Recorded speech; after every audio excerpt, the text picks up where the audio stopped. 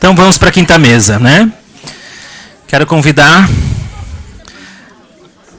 a Priscila Buzáquera, analista de data do IJUSC, a JB e a AP, mestre em filosofia pela PUC-PR, especialista em psicologia analítica pelo ICTIS, psicóloga pela ACE, fundadora e coordenadora do curso de especialização em psicologia analítica pela Univille, cofundadora do Instituto Jungiano de Santa Catarina, diretora de ensino do IJUSC, colaboradora da obra Assim Falaram Nietzsche e Jung, colaboradora da obra Psicoterapias. É isso aí. Deixa a palavra com você. Boa tarde, turma. Vamos nos acomodando, então, para receber nossas colegas. Obrigada por estarem aqui, né? Ainda, para nós podermos encerrar a nossa jornada com bastante alegria. Eu gostaria de convidar para compor a mesa a Fabiola e a Biana. Por favor, Fabiola e Biana.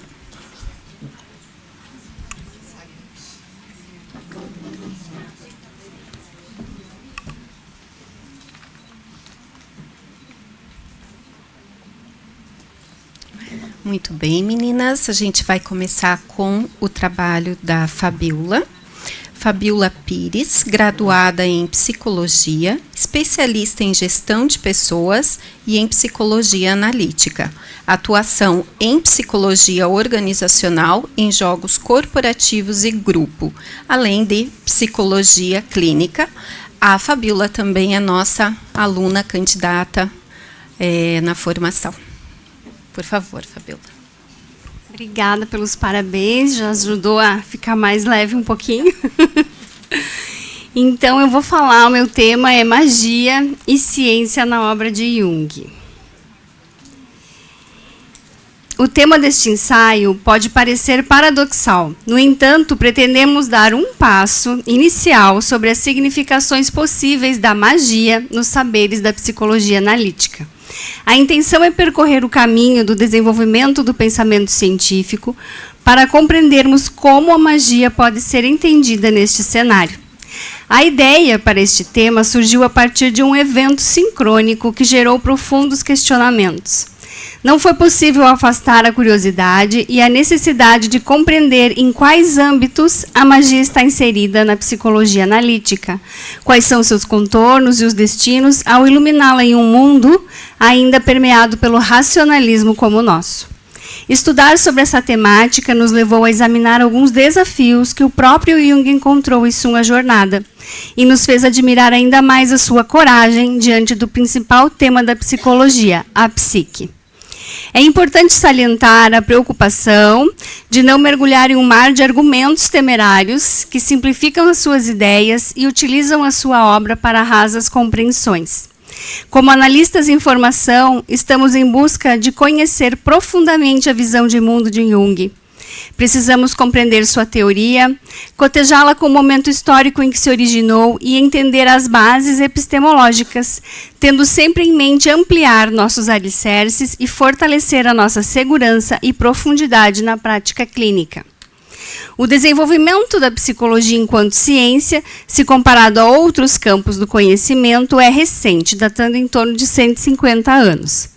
Ao acompanhar o seu processo histórico, percebemos que defini-la no campo científico não foi e não tem sido tarefa simples, a começar por seu objeto de estudo, que é o próprio ser humano, gerando controvérsias até os dias atuais.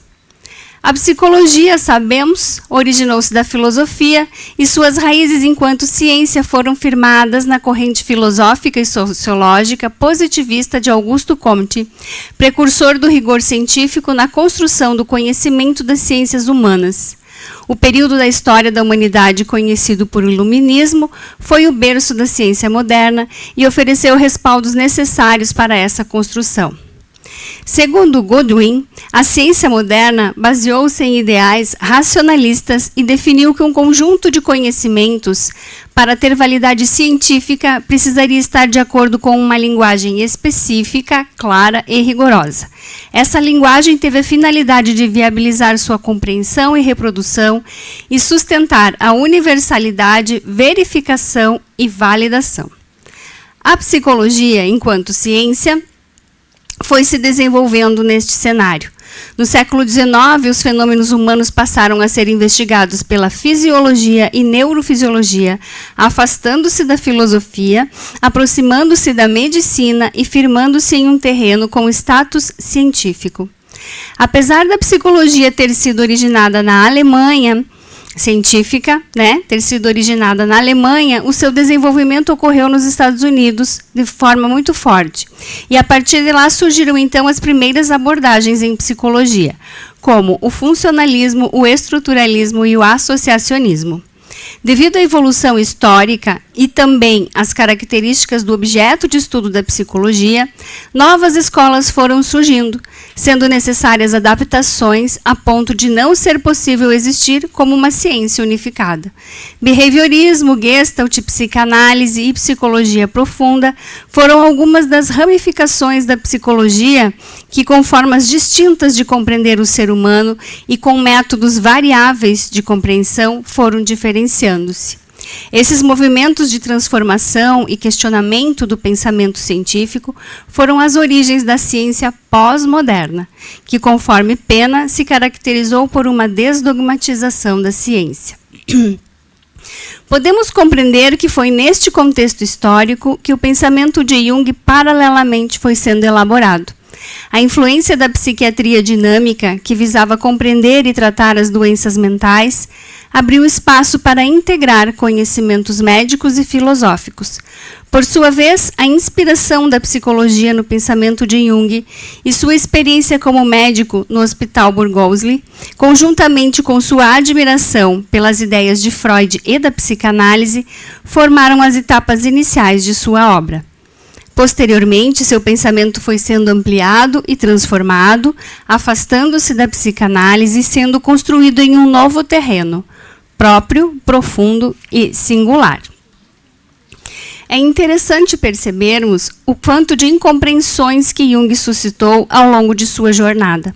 Confrontar as ideias de Freud, a coragem para expor suas teorias e também sua personalidade forte e erudita, provavelmente foram algumas das causas para tantas reações em torno de sua obra. Abre aspas. A extensa obra do psiquiatra e psicólogo analítico suíço Carl Gustav Jung provocou reações constantes nas últimas décadas. Reações que vão desde a adesão incondicional, quase fanática, até a rejeição grosseira e depreciativa. Fecha aspas. Roth disse isso. Não são raras as oportunidades de encontrarmos textos como estes, nos quais é necessário começar por uma certa justificativa em relação ao legado junguiano.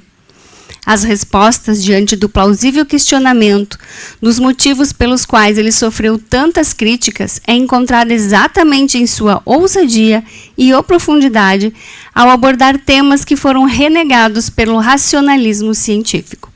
Até mesmo o fato do seu rompimento com Freud e seu afastamento da Associação Psicanalítica Internacional geraram enganosas interpretações.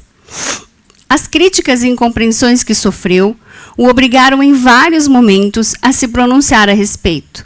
Há diversas passagens nas quais se define como médico e empirista, tal como a seguir, trecho de uma carta publicada na revista alemã Merkur, em 1952, sendo uma resposta ao filósofo Martin Buber, que havia feito críticas a ele. Permito-me lembrar aos meus críticos que fui considerado não só gnóstico e o contrário disso, mas também teísta e ateu, místico e materialista.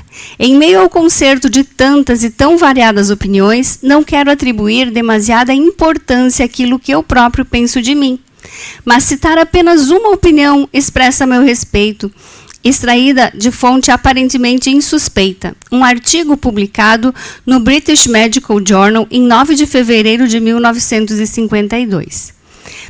Primeiros fatos, depois as teorias. Eis a tônica da obra de Jung.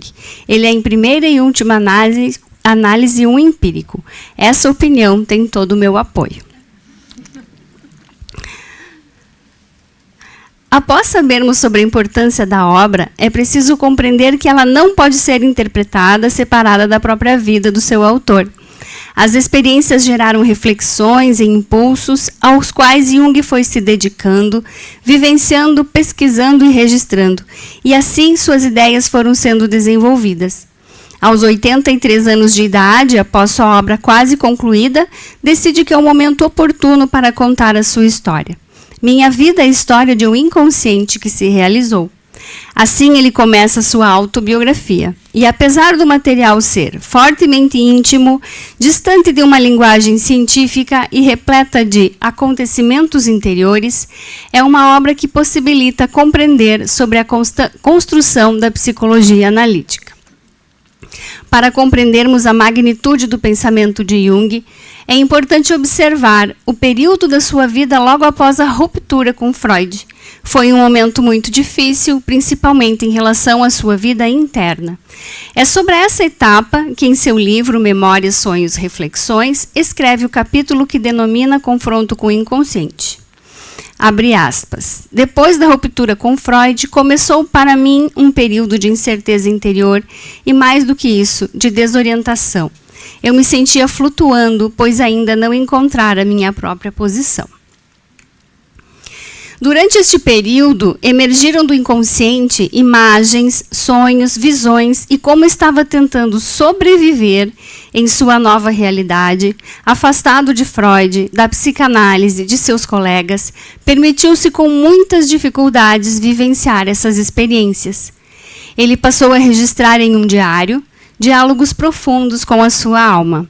Posteriormente, esse diário tornou-se o que atualmente conhecemos como o Livro Vermelho, no qual ele modificou a escrita, incluiu seus sonhos e se constituiu fundamentalmente para nós em um grande legado, pois é o próprio método da imaginação ativa.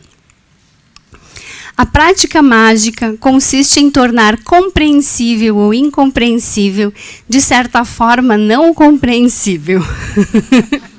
Esta frase do Livro Vermelho caiu em minhas mãos em um sorteio, logo no primeiro dia em que comecei o curso de formação de analistas desse instituto. Ao pensar sobre um tópico para este trabalho, aceitei o convite de tentar compreender essa citação e busquei sua referência no livro.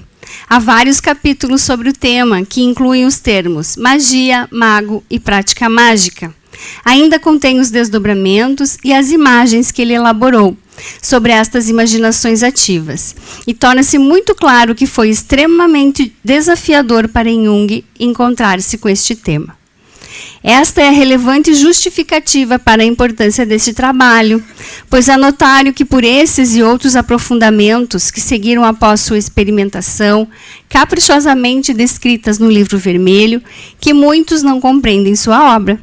Tanto as formulações de Jung sobre os arquétipos e o inconsciente coletivo, quanto sua dedicação à alquimia e o processo de individuação, também suas apresentações sobre religiões, sonhos e a importância dos símbolos, todos esses aspectos de sua obra, aliados à sua crítica ao racionalismo científico rigoroso, o colocaram neste patamar que acabou por gerar numerosas incompreensões. E assim chegamos ao termo da magia, que, segundo o dicionário Ruais, é definida pela arte, ciência ou prática baseada na crença de ser possível influenciar o curso dos acontecimentos e produzir efeitos não naturais, valendo-se da intervenção de seres fantásticos e da manipulação de algum princípio oculto, supostamente presente na natureza, seja por meio de fórmulas, rituais ou de ações simbólicas. De acordo com Junito Brandão, a etimologia da palavra magia advém de maios ou maioi, que eram magos que designavam sacerdotes e que interpretavam sonhos e teriam existido no Antigo Oriente, fazendo parte das tribos medas. Esses intérpretes manipulavam certos objetos que provocavam a presença divina em um médium ou em uma estátua, traficando uma grande variedade de fenômenos psíquicos, frequentemente proclamados como miraculosos. Em retrospectiva, podemos encontrar resquícios da prática da magia desde tempos muito remotos, acompanhando a própria história da humanidade. É preciso deixar claro que a magia... abre aspas, é uma citação do Junito novamente. É preciso deixar claro que a magia sempre existiu, desde os albores das primeiras culturas ditas primitivas. Durante a época da Antiguidade, no Antigo Egito, tem-se notícia do uso de rituais realizados por magos e sacerdotes, com a finalidade de saúde e proteção. Há resquícios de amuletos e encantamentos com a finalidade de proteção contra espíritos malignos na Babilônia. E entre os gregos e romanos era praticada através de oráculos, da necromancia e também da astrologia. Com o advento do cristianismo, a magia foi duramente perseguida, pois estava associada à religião pagã.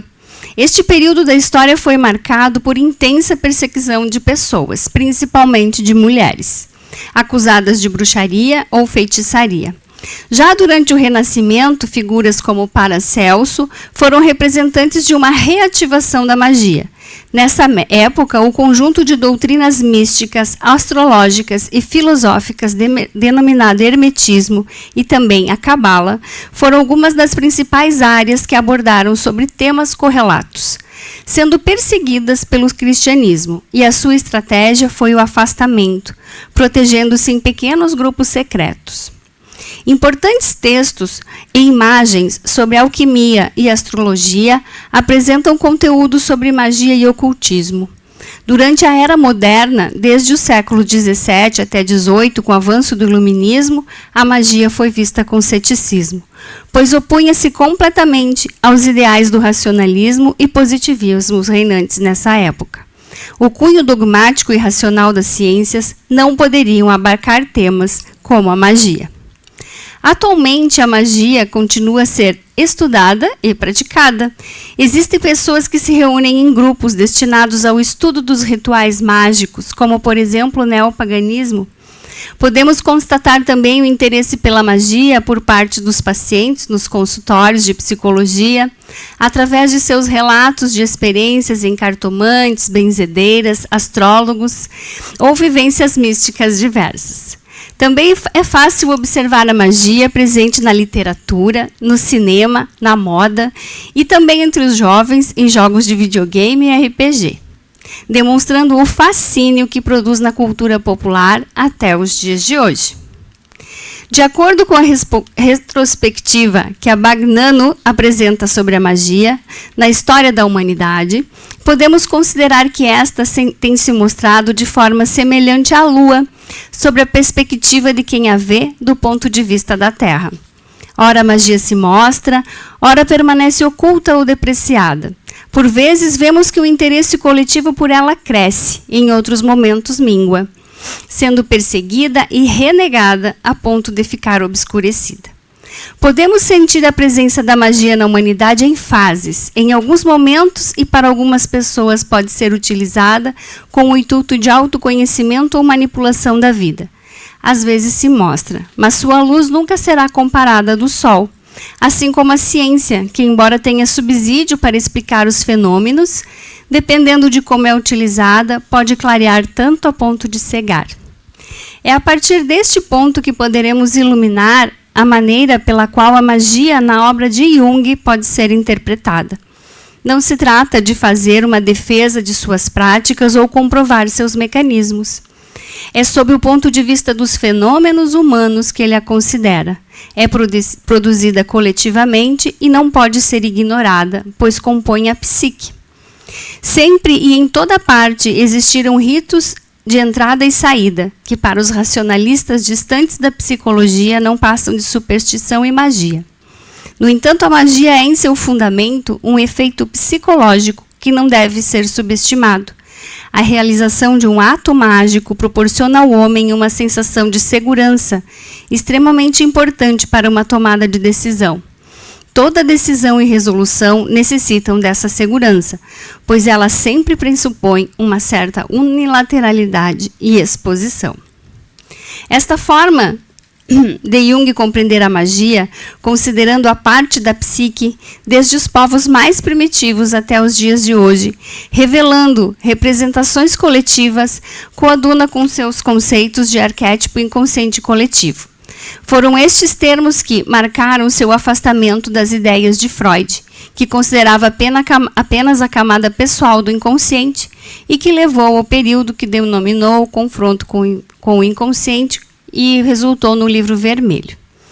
O Livro Vermelho foi publicado póstumamente, pois Jung teve dúvidas se deveria disseminá-lo e acabou reservando a amigos, familiares e colegas próximos, apesar de todo o capricho e zelo com que foi realizado.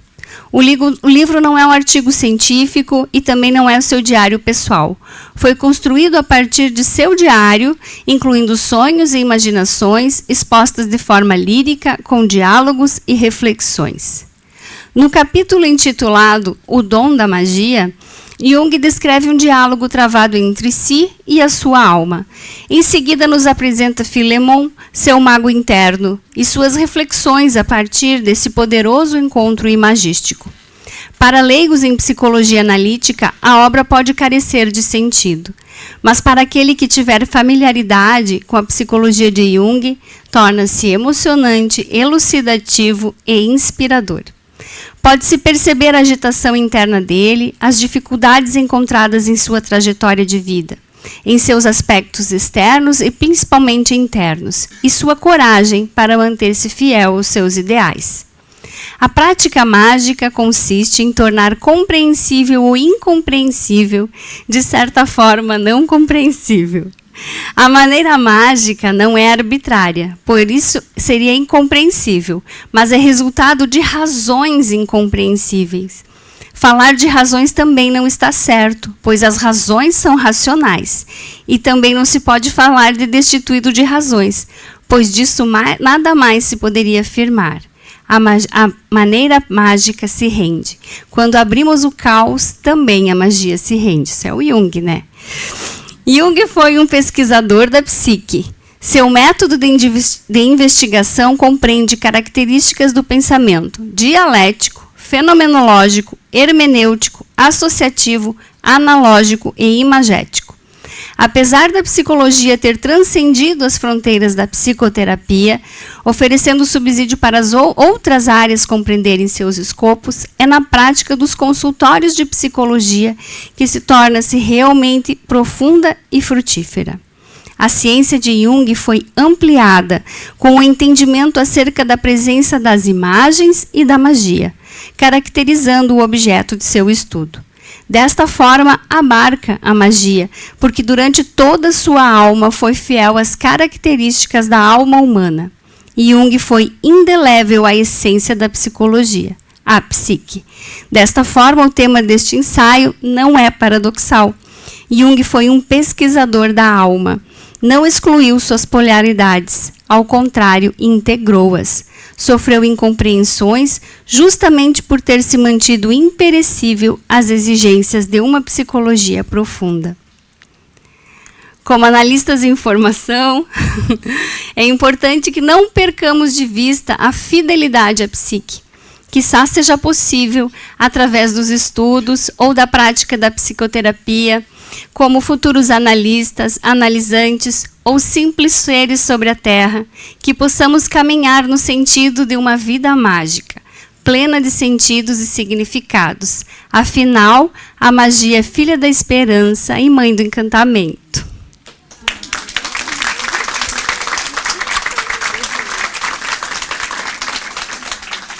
Parabéns, Fabiola, que trabalho lindo. E quando eu li o trabalho da Fabiola, eu me emocionei porque como é importante trazer, renascer esse aspecto da magia, como é importante trazer isso novamente para os nossos diálogos, para os nossos discursos, e o quanto isso tem sido importante em todos os lugares, né?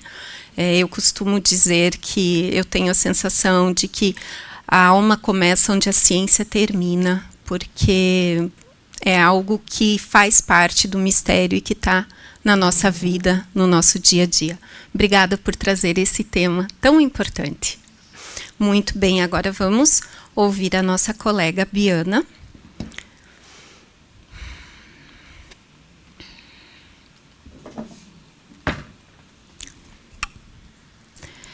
Biana Vasconcelos Lauda, graduada em Psicologia pela Universidade Federal do Rio Grande do Sul, pós-graduada em Psicologia Transpessoal pela Unipaz, pós-graduada em Psicologia Clínica Junguiana pelo IJRS, candidata analista pelo IJUSC. Atualmente atua como psicoterapeuta de adultos de forma online e presencial em Florianópolis e também atende como terapeuta de yoga massagem ayurvédica. A Biana vai falar para nós sobre o tema dela, Dançando Diante das Fendas do Abismo Interior, conexões e diferenciações entre a arte e a loucura. Muito obrigada. Bom, boa tarde a todas e todos. Para mim é uma grande honra estar aqui nessa mesa. Fico muito feliz dessa estreia, né? Faço parte da segunda turma, então minha primeira vez aqui, né, nesse contexto de apresentação, né, dentro da comunidade junguiana. Então fico muito honrada e agradeço, né, a toda a diretoria do IJUSC, que é uma diretoria muito afetiva, que tem um trabalho incrível, assim, que faltam palavras para descrever, assim, é um lugar de muita alma. Então, eu fico muito honrada de começar a fazer parte, né, dessa comunidade, assim. Agradeço especialmente a Anitta, né, que para mim é uma grande inspiração e que de alguma forma me auxilia muito, assim, na minha caminhada, né. E a Maitê, que é minha tutora e que a gente está se conhecendo mais, né, agora, né? A Anitta já conhece há mais tempo e que também foi para mim uma grande inspiração, assim, e me auxiliou muito no meu trabalho, né? Queria também parabenizar todos os colegas e as colegas que vieram antes. Foram trabalhos muito bonitos, com muita alma. Eu chorei, né? Segundo a Maitê, como é que foi? Limpou, né? Abriu os canais aí para dar passagem para o trabalho. Então, de algum jeito, escutar cada uma e cada um de vocês foi me acomodando um pouco dentro desse nervosismo pré-apresentação, no sentido de, nossa, que bonito, né? Perceber como que a alma de cada um, de cada uma se manifesta através, né, do seu trabalho. Então, bom, o meu trabalho, então, que a Pri já leu, né, o título, para mim é um tema muito importante, porque, bom, faz parte da minha equação pessoal, né, eu me considero esse ser artista, né, que está aí aprendendo a dançar diante das fendas do abismo, né, e aí, como artista que sou, hoje, né, muito tocada por todas as falas, eu escrevi uma frase, assim, que me veio, eu digo, eu vou ler, né, já que me veio, é para dar passagem. Então, eu escrevi assim, agora há pouco. Eu, como artista, sou um instrumento da arte, e a arte é meu instrumento de vida.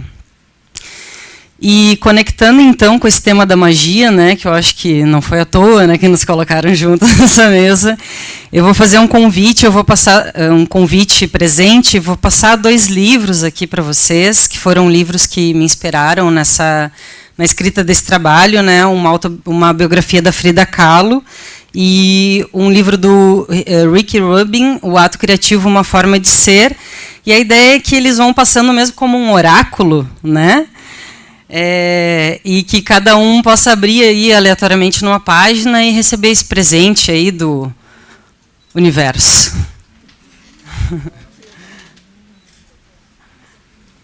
Então vai passando, recebe o presente, passa adiante, porque a arte é esse presente que a gente recebe da vida e que a gente não pode prender, né? Só para nós. Então eu começo aí aquecendo com uma frase do Jung: o anseio criativo vive e cresce dentro do homem como uma árvore no solo que extrai seu alimento. Por conseguinte, faríamos bem em considerar o processo criativo como essência viva implantada na alma do homem. Então, eu parto, né, desse lugar da arte como uma necessidade da alma, da minha alma, e acredito que de todos nós, né, em alguma medida, porque a gente viu que hoje foi um exemplo disso, né, vários trabalhos com muitas expressões artísticas, né, com a linguagem artística sempre permeando, né. Então, o que me mobilizou para esse trabalho foi essa intrigante clássica associação entre a arte e a loucura, né. Então a gente vê muitos e muitos exemplos de artistas que enlouqueceram, né, e ao mesmo tempo, dentro da psicologia junguiana, sobretudo, a gente tem a arte como uma ferramenta de cura, né, para quando a gente está diante do adoecimento psíquico, e não só, né, em momentos de adoecimento, mas como um instrumento de cura, né. Então, o fio que acompanha o meu trabalho é a pergunta, né, como que a gente pode pensar essa relação da arte da loucura, né, à luz da psicologia analítica.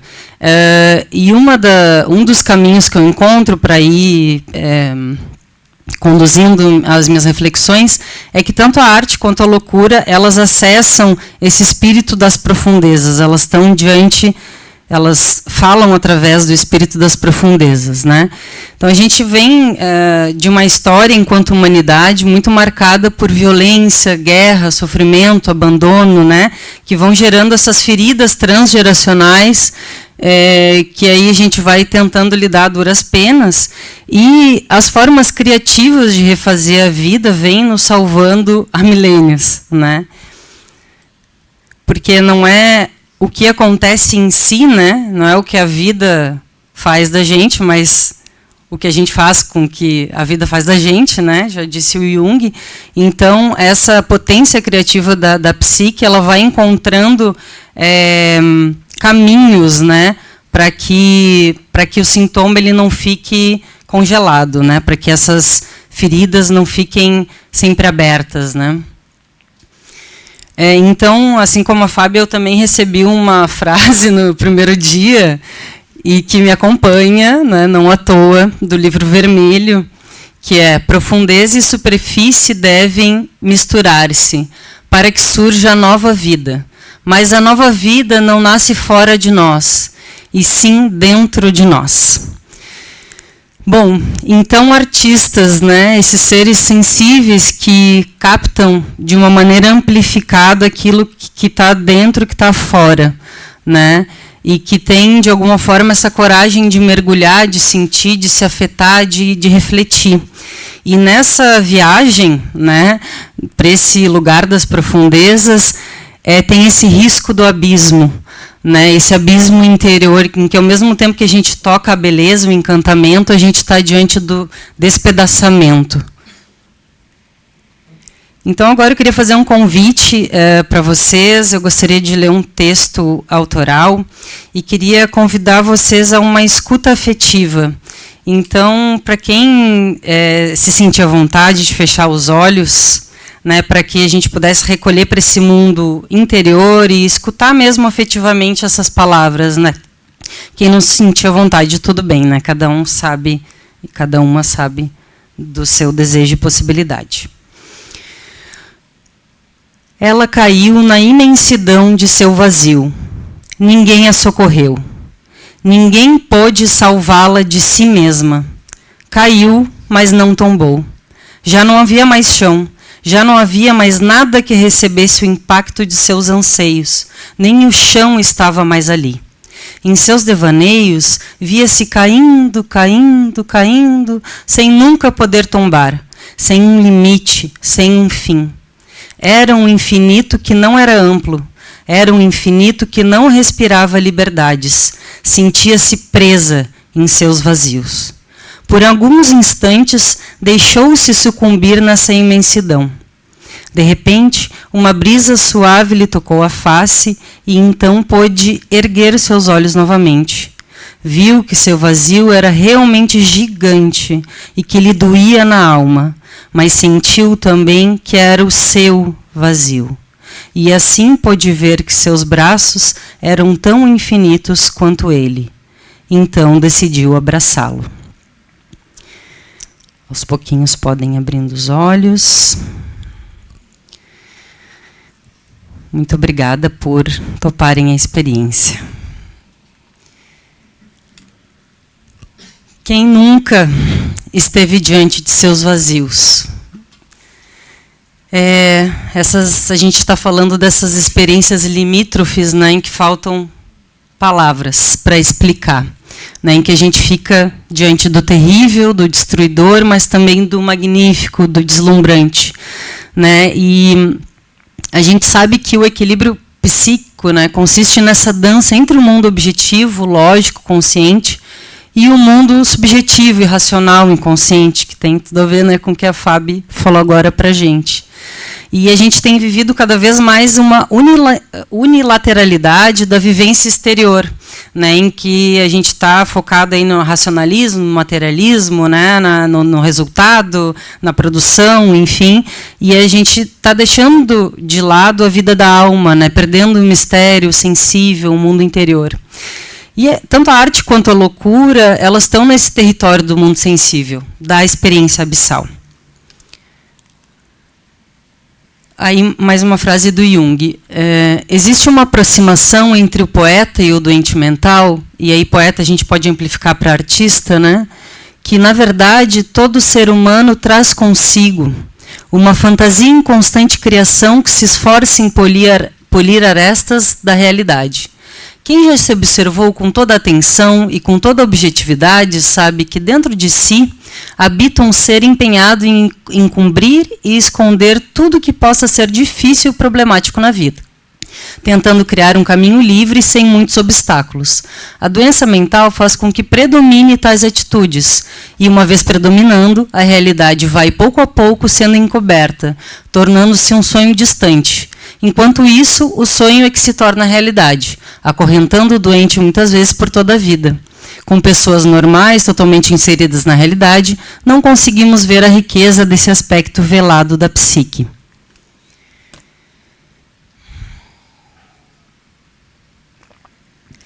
Bom, então, tanto a arte quanto a loucura vão estar evidenciando os mecanismos e formas presentes na psique de todos nós, né?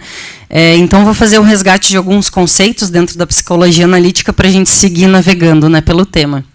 Então, a gente tem a psique saudável, né, como um sistema dinâmico e autorregulado através de uma relação dialética entre consciente e inconsciente, né, em que se dá a circulação da energia psíquica, alternando momentos de regressão e progressão. Quando a gente está diante de fortes exigências e obstáculos, a energia entra em regressão, né, acessando os padrões inconscientes que tem, por sua vez, né, a face sombria e luminosa. Então, para isso é muito importante o ego estruturado, né? Porque é ele que possibilita que a travessia seja feita de forma saudável e que a energia possa, então, voltar a progredir, né? Então, a regressão é esse mecanismo comum e importante para a saúde psíquica, mas a gente também tem que ter essa condição de fazer o retorno, né? Que a energia volte a progredir. Então, o ego, sendo o centro do campo consciente da psique, é que coordena essa dinâmica entre as necessidades da vida concreta e da vida da alma, né? Então, quando a energia fica retida regressivamente, é que a gente tem o risco de cisão, de adoecimento psíquico. Então, a regressão ela faz parte, né, da nossa vida, mas o problema é quando ela fica retida regressivamente. Problema no sentido, né, de causar adoecimento, estagnação. Mas também a gente pode ver como sintoma, e daí o papo é outro. Então, a gente tem o self, né, como o princípio ordenador da psique que unifica os conteúdos inconscientes e equilibra as tendências opostas da psique, né? Então, através da regressão da libido é que a gente vai estar entrando em contato com esses conteúdos que vêm do inconsciente, né, do self. No ato criativo, a gente tem um mecanismo de rebaixamento do nível consciente, né, assim como a Kemily falou, né, no trabalho dela sobre a ayahuasca, e um acesso ao self, né? Então, através da contemplação, do devaneio, da fantasia, né, a gente vai estar acessando esses conteúdos. E todas essas formas de acesso, né, esses estados, podem nos levar, né, ou a gente tem a sensação de que nos leva para uma certa inadaptação ao mundo exterior, né, porque o mundo exterior é esse mais pautado por essa lógica mais consciente. Então, o processo regressivo justamente é o germe da psique criativa, ao mesmo tempo em que também é o germe aí de angústias, do contato com as angústias primitivas. E aí, para seguir o trabalho, eu vou trazer 2 artistas que eu gosto muito, que são muito inspiradores para mim, né? Um deles é o Manuel de Barros, né, que é um poeta mato-grossense, que viveu entre 1916 e 2014. E a outra é Frida Kahlo, né, uma pintora mexicana, que viveu entre 1907 e 1954. Então, para mim, né, esses 2 artistas são exemplos de como que se pode, através do impulso criativo, permanecer por um tempo diante do abismo interno, sem se deixar seduzir pela queda literal, mas sem fugir da angústia abissal. Né? Então, trazendo essa conexão entre o espírito das profundezas e o espírito da época, através da força medial que tem a arte, o processo criativo. E o Jung diz assim: a fúria divina do artista se relaciona perigosamente e de modo real com o estado patológico, sem, contudo, identificar-se com ele. Então, eu trago 2 perguntas, que não vou ser eu que vou responder. Essas perguntas, elas seguem, talvez, aí comigo para todo sempre. Que são: o que determina se o que emerge dessa fúria será uma obra de arte ou um sintoma disruptivo? Uma obra de arte não poderia ser também um sintoma / símbolo de uma sociedade adoecida? Então, são provocações. Aqui tem uma obra da Frida. Né? Forte. E ela diz assim: emparedar o sofrimento é se arriscar a ser devorada por dentro. Então, eu trago a Frida como um exemplo clássico aí de como a arte como forma de simbolizar o trauma. Então, para quem não conhece da biografia da Frida, ela, desde muito nova, passou por condições severas de saúde. Ela foi diagnosticada com espinha bífida, o que trouxe muitas dificuldades no desenvolvimento, muitas dores, diversas intervenções, cirurgias, né? Além disso, aos 18 anos, ela teve um acidente muito grave, né? Um acidente no bonde, né, que uma barra de ferro atravessou o corpo dela. Ela ficou muitos meses hospitalizada, ficou sem poder sair da cama por muitos meses, e aí ela descobriu a paixão pela pintura, né? Então, ela é essa clássica... esse clássico exemplo, né, da arte como forma de simbolizar o trauma, né? Então, além disso, ela teve uma vida atravessada por muitas dores, perdas, né, abortos, traições, né? E ela tem essa obra muito vívida, muito tocante, né? E que nos traz essa relação, né, da experiência... desculpa, me perdi. O bilhetinho dos minutos ali.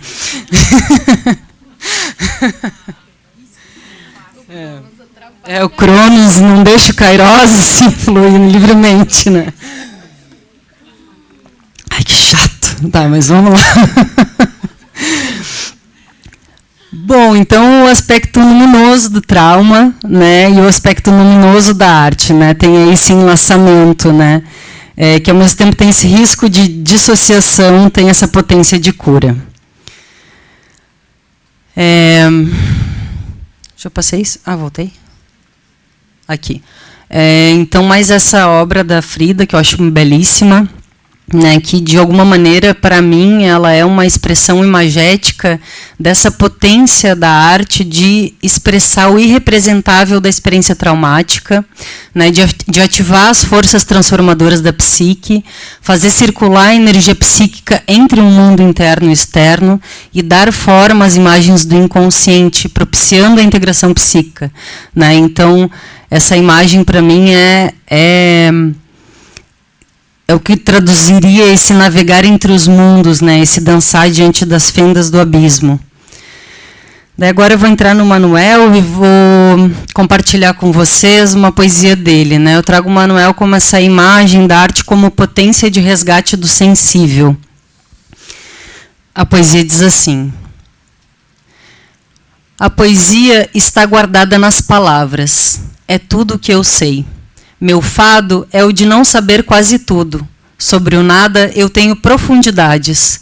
Não tenho conexões com a realidade. Poderoso para mim não é aquele que descobre ouro. Para mim, poderoso é aquele que descobre as insignificâncias do mundo e as nossas. Por essa pequena sentença me elogiaram de imbecil. Fiquei emocionado. Sou fraco para elogio. Maravilhoso, né, gente? Então, esse poeta muito brincalhão, né, com esse mundo interior fértil, né? Tem aquela frase clássica dele também, penso renovar o homem usando borboletas, né, que eu acho maravilhosa. E ele traz justamente para nós essa ânsia, né, da alma, e que a arte nos traz, essa potência de renovação, né? E a arte como esse portal para o mundo invisível.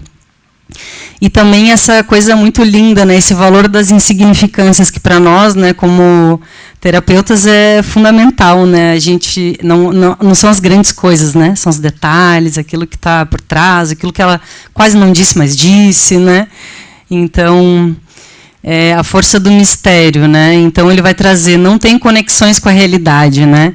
É claro, quando a gente está lá nas profundezas, né? A gente às vezes perde a conexão mesmo com a realidade, e sustentar a força de permanecer nesse lugar da profundidade, sem conexão, mas com um fiozinho que nos guia, né, é um grande desafio. Então, a arte e a loucura podem trazer à tona imagens simbólicas que brotam das profundezas da alma humana e que são necessárias para que o espírito da época possa se renovar. Então, o Jung vai trazer, né, que a diferença, então, né, é que o artista se comunica através de metáforas compreensíveis. Então, vai lá, navega na profundidade e traz à tona de uma maneira que é compreensível para o outro, né? E a pessoa em adoecimento psíquico, ela naufraga em suas metáforas aterrorizantes. Então, ela é escravizada, né, por essas imagens do inconsciente, não tem força para trazer de volta para o mundo, para se conectar com o externo, né? Então, dá tempo? Uma última citação do Jung para encerrar. O processo criativo consiste, onde nos é dado segui-lo, numa ativação inconsciente do arquétipo e numa elaboração e formalização da obra acabada. De certo modo, a formação da imagem primordial é uma transcrição para a linguagem do presente pelo artista, dando novamente a cada um a possibilidade de encontrar o acesso às fontes mais profundas da vida que de outro modo lhe seria negado. É aí que está o significado social da obra de arte. Ela trabalha continuamente na educação do espírito da época, pois traz à tona aquelas formas das quais... das quais a época mais necessita. Partindo da insatisfação do presente, a ânsia do artista recua até encontrar no inconsciente aquela imagem primordial adequada para compensar de modo mais efetivo a carência e unilateralidade do espírito da época. Então, o colega falou dessa necessidade da gente renovar os arquétipos, né? Eu acredito que a arte seja um grande caminho para essa renovação que a gente está necessitando. Então, para encerrar, né, a frase que encerra também meu trabalho é: precisamos de um mundo que se nutra de arte, pois ela é uma das principais guardiãs da alma do mundo, permitindo-nos a graça da renovação interior e a possibilidade de seguir adiante, apesar de tudo. Muito obrigada.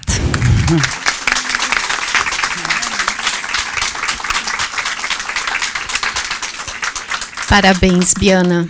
Parabéns pelo teu trabalho. É claro que a gente consegue sentir a tua alma nesse trabalho. É claro que a gente consegue te conhecer mais nesse trabalho.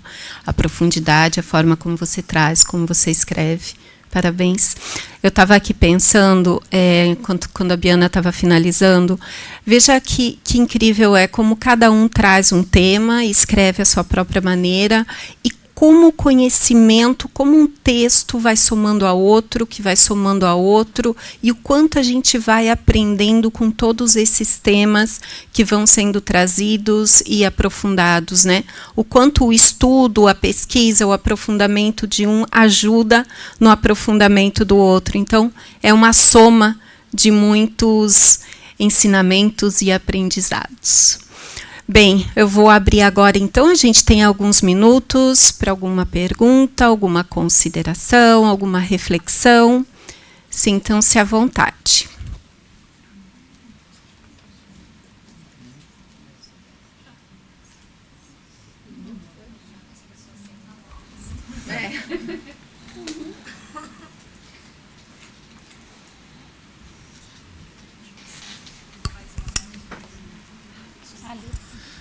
Bom, em primeiro lugar, eu quero parabenizar vocês duas. Muito tocante, profundo o trabalho de vocês, né? E acho que a grande busca, o grande desafio nosso é fazer essa conexão mesmo, né? Do mundo interno com o mundo externo. Fazer essa ponte, como disse a Gabi, né? Fazer essa ponte, esse caminho de vai e vem nos descobrindo. Então, a minha palavra aqui é só para agradecer mais uma vez, porque eu fiquei muito sensibilizada, me tocou profundamente. Obrigada, viu?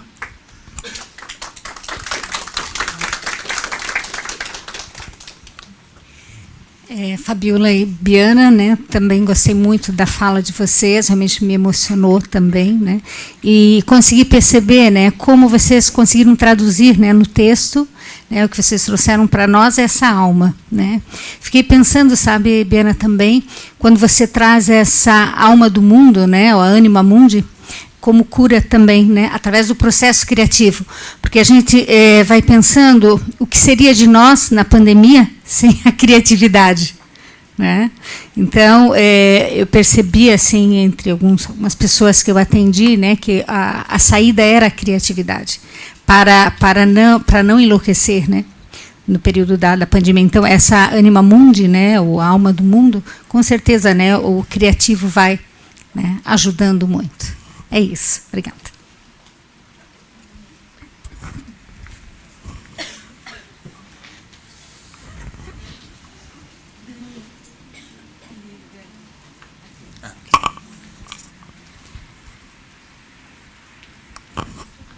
Eu também queria agradecer muito a mesa que está encerrando e vocês conversam muito, né? A coisa da magia e a arte também como uma manipulação da matéria, essa matéria dentro e fora, existe esse encantamento, o visível e o invisível na arte, né? Então achei um diálogo riquíssimo de vocês duas, parabéns pelos trabalhos, pela mesa. E Biana, achei tuas interrogações, né? Que tu disse eu não vou responder, mas eu acho que é isso, né? A gente não está em busca de resposta. Mas o teu trabalho me fez lembrar muito daquele momento onde o Jung fala sobre Joyce, né? Acho que, não sei se tu conhece, mas assim, tu tocou nisso, né? Que é quando ele fala sobre o filho. Nesse mar que tu navega, teu filho se afoga, né? Então, é lindo isso que tu vem trazendo e tem, né, uma beleza que o Jung também está em sintonia, né? Tu em sintonia e o Jung trazendo essa relação com a arte. Também lembrei, daí uma sugestão para... né, porque eu fui, né, suscitando a coisa da criatividade. Tem uma pergunta que é Joyce era louco, que é do Donald Schiller, né, que traz justamente, né, essa conexão desse abismo, que é um abismo onde poucos, acho que os artistas têm uma grande coragem, né, e uma grande capacidade de transitar e de se deixar, né, mergulhar e aprofundar mesmo nesses abismos e nos trazendo coisas que são pérolas preciosas. Então, muito obrigada pela apresentação de vocês e pela essa magia toda no final da jornada.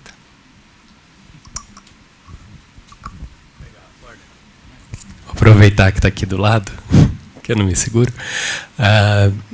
Pegando o gancho, a Kátia de França, que é uma cantora que eu amo, paraibana, maravilhosa, ela tem um curta dela que ela dá uma entrevista e fala que ela faz música para não enlouquecer, né? E aí eu pergunto assim, né? Esse fazer arte para não enlouquecer, né? Ele é uma tentativa da gente escapar ao sintoma? Pegando corda na tua pergunta, né? Ou é a gente habitar o sintoma, né? Assim, pode falar algo sobre isso? Obrigada pela pergunta, obrigada também pelas colocações anteriores. Então, sabe que ontem mesmo eu me fiz essa pergunta. E eu acredito que esse é um tema que eu vou seguir pesquisando, né? Porque tem muita riqueza aí para seguir, né? E eu acho que pode ser uma coisa ou outra, sabe? Pela minha intuição inicial, pela minha experiência também enquanto artista, enquanto psicóloga, né? Eu acho que tu pode, assim como tudo pode ser feito de todas as formas, a arte também ela pode ser utilizada como uma ferramenta de fuga, né? Ou até de uma repetição não reflexiva, né? De uma repetição reativa, né? Sintomática, como pode também ser um meio de um aprofundamento, né? De uma jornada de transformação. Mas, de todos os modos, independente se é uma coisa ou outra, é um canal fantástico, né? Porque mesmo que a pessoa não tenha essa condição, porque daí eu acho que o ego, né, é o que vai trazer essa condição de tu descer na profundeza e voltar e trazer a obra, não é tão fácil assim, né? Entre nós. Então tu tem que ir se estruturando, né, para poder fazer isso. Não é todo mundo que tem essa condição. E digamos que a pessoa esteja ali na arte como sintoma, vamos chamar assim. Ainda assim, ela impede talvez que a pessoa vá ao ato, né, naquela loucura. Então, ela vai dar um contorno para aquelas imagens inconscientes, né? Sei lá, falei isso agora, não sei se faz sentido. Super. Eu estou aqui agora para fazer um comentário também, não como cerimonialista. Primeiro, parabéns, né? Tocante mesmo a mesa. E eu fiquei pensando muito sobre a questão, né, da psicologia analítica quando vai pensar o mundo interno dessa forma analógica. E aí eu penso a magia como esse jeito de continuar mostrando um respeito e um mistério pelo mundo interno, né? Porque eu acho que nesse racionalismo excessivo que a gente vivencia no Ocidente, principalmente quando a gente vai falar de ciência, mesmo na psicologia analítica, a gente pode matar demais os símbolos, né? Significar demais. E eu acho que quando a gente volta para uma ideia de magia, como você colocou, muito bem colocado, se resgata um tipo de respeito e um tipo de... não só a magia, mas como a arte também, né? Um tipo de reverência, eu diria assim, pelo mundo interno, sabe? Né? É óbvio, sem ser tragado, né? Mas uma maneira de se portar diante do mundo interno com alguma reverência, algum tipo de questão. Tem algo ali que mobiliza sem que o ego necessariamente exerça controle. Né? E eu queria que se vocês pudessem comentar um pouquinho sobre essa minha percepção.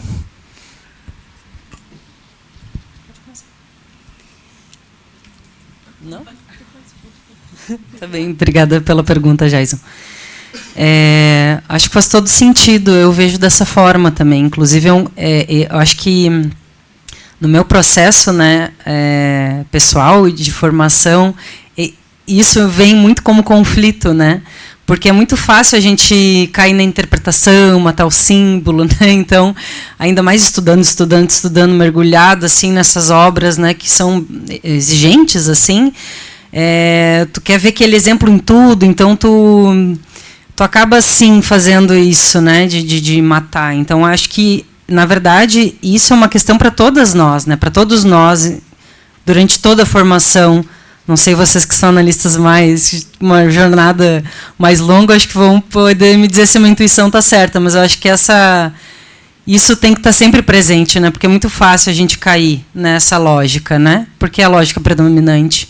Então sim, reverenciar o mundo interno, o inconsciente, seja lá de qual forma for, né, através da arte, da magia, do ritual, por exemplo, como a ayahuasca, né, outras formas. Eu acho que é fundamental para a gente não perder a alma, né? Então também posso falar um pouquinho mais ou já estamos? Tic-tac. Na minha experiência também como médium, né, dentro do terreiro de Umbanda, eu vivenciei muito isso, né? Que chega a entidade e tu diz, ai, sou eu, sou ela, sou eu, sou ela, sou eu, sou ela. Daí a tua cabeça quer dizer o tempo todo que é uma influência, que tu está sendo, né? Aí tu vai querer encaixar nos conceitos, que aquilo ali é isso, que aquilo ali é aquilo. Mas, na verdade, assim mesmo, quando tu está ali na cena, né, do rito, ou na cena do setting, que também é um rito, não interessa. Não interessa. Interessa que aquilo ali está ali e tu tem que honrar aquela presença. Não interessa de onde que ela vem, de que ordem é. Tu tem que honrar essa presença, porque essa presença está aqui. Inclusive, eu sinto de honrar a presença do meu pai. Hoje se falou muito sobre pai, eu fiquei muito tocada com o trabalho do Eduardo, né? Eu chorei litros, assim, porque anteontem fez 5 anos do falecimento do meu pai, e meu pai era um poeta, que não se revelou ao mundo, né? Às vezes ele se revelava nas brechas do tempo, e graças a ele também eu tenho, né, essa alma que tem condição de vir ao mundo dessa forma, né, artística. Então, a gente tem que honrar o mistério, né? Não sei se respondi. Engraçado que eu travei ali para não falar, justamente por causa disso. Porque hoje de manhã eu acordei preocupada com a apresentação e eu recebi um vídeo do meu pai tocando gaita, me dizendo que me ama e tal, e a música era para ti, guria. É uma música linda, assim, uma melodia linda. E aí eu pensei, nossa, eu preocupada, né, com isso tudo, e é tão bom. Em vários momentos aqui hoje eu pensei, eu sou amada pelo meu pai. Pode dar tudo errado, sei lá. E essa questão da magia vem muito por conta dele, né? De eu ter convivido com essa busca dele, com ele estar apresentando essas coisas para a gente lá em casa, falando, né? E quando a Biana trouxe ali a poesia do Manuel de Barros, eu tenho aprendido a ampliar um pouquinho essas, e acho que é isso que tira a gente dessa, ficar tão preso assim, né? Ao símbolo, tentar racionalizar o símbolo, né? Então, tenho aprendido a fazer isso, dessa ampliação, que a presença da magia na vida da gente às vezes, se encantar com a luzinha colorida que está na poça d'água, porque aí a gente precisa enxergar isso, né? Não é só aquele ato religioso, de fé, enfim, mas também essa magia das pequenas coisas, né? Das sutilezas do dia a dia. Meninas, muito obrigada novamente por tanta sensibilidade, por tanta amorosidade, por tanta alma, né? E eu acho que a gente encerra as mesas realmente com... Acho que com uma vontade de quero mais. Tem jornada de novo, né? No que vem tem de novo, fica aquele gostinho de quero mais. E eu acho que a gente encerra justamente com essa ideia do quanto que o irracional é tão importante e significativo quanto o racional. De quanto a gente precisa valorizar isso e nos entregarmos aos mistérios da vida também. Muito obrigada.